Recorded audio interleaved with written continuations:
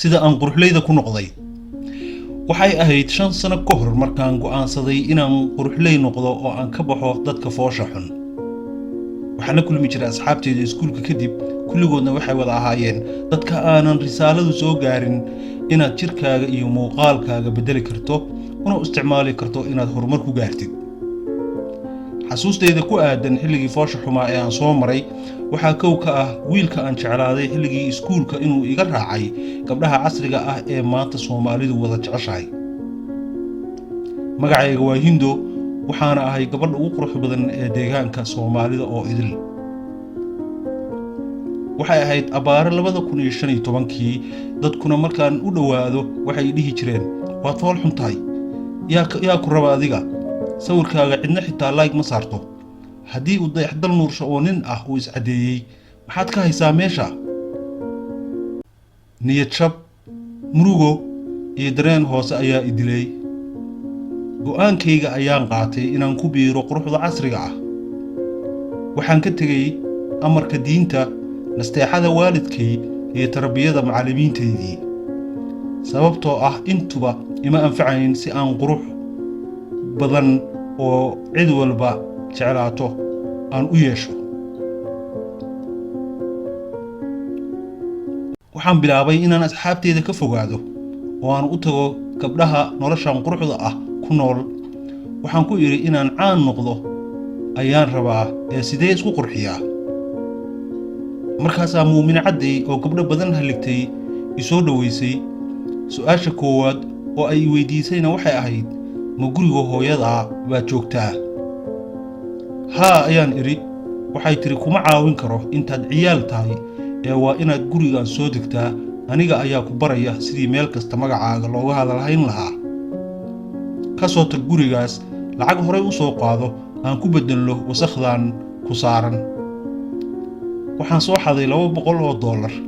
xilligaana wax walba ayaan u samayn karay si aan uga baxo foolxumada.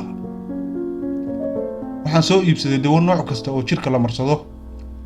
waxaan bilaabay inaan baraha bulshada anoo qaawan ka heeso kana nikiyo. waxaan raacay amarka muumina inaan live soo galo maalin Ilaahay keeno.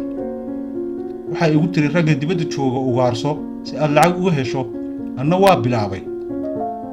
waxaan u sheekeeyey rag 16 ah oo qaaradaha adduunka kala jooga, lacagna uga qaatay.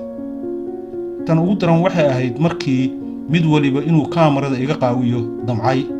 si aan caan u noqdo waan ku khasbanaa inaan live-ka ragga wax walba la wadaago, lacagtuna ay ugu daadato si aan dawo badan u sii iibsado.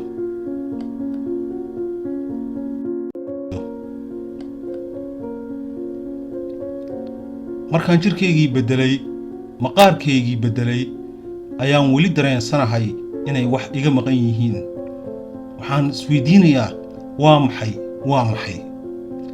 markaasaan ogaaday isbeddelka quruxda laftirkeeda ku dhacay sanadihii la soo dhaafay. sideedaba waxaan u dhashay qof caato ah. ragguna maanta haddii aadan bari weyn lahayn kuma jeclaanayaan, caana noqon maysid. waxaan u kuura galay si aan bari weyn ku heli lahaa. ma cuntadan badsadaa? ma jiimkaan aadaa? maxaan isticmaali karaa oo qaar dambo weyn ii yeeli kara? saaxiibkay Australia jooga ayaa igu yiri anigaa kugu ballaarinaya ee dibadaha tag, waa lacag yar ee lacagtaana bixinaya.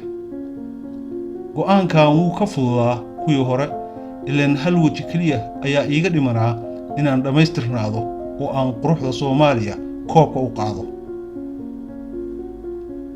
bari balastiig ah ayaan soo rakibtay intaan Turkiga tegay. waxaan arkayay markaa ragga oo dhan barideeda inay fiirinayaan dumarka oo ka wada xun waxa gadaasheeda saaran. waxayse ogeyn inaan nafteyda iibiyey si aan saa ugu ekaado. markaas kadib ayaan TikTok shitay, Facebook iyo YouTube labadaba la iga jeclaaday. ninkii aan jeclaa ee markii hore iga tegay markaasuu ii yimid, wuuna igu yiri Hindooy wallaahi waa shidanta, aniga adiga maan isku qabsanno. laakiin markaan waan ka weynaaday asaga oo wasiirada ayaan la qadeeyaa, gaalada hay-adaha ayaan la casheeyaa. wiil yar oo ah oo aan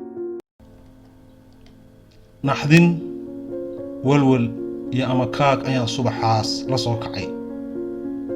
hooyaday ayaa isoo wacday iguna tiri kuma dhalin ha i sheegan dhilaa tahay.